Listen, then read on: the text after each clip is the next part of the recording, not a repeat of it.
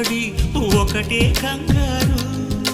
చప్పున ఒకటై పోదాం ఈ దూరం చెరగని, ఎక్కడికైనా పోదాం మన లోకం వేరని. ఎవ్వరికి ఏ మాత్రం కనిపించం పొమ్మని, ఆ క్షణమే మన కోసం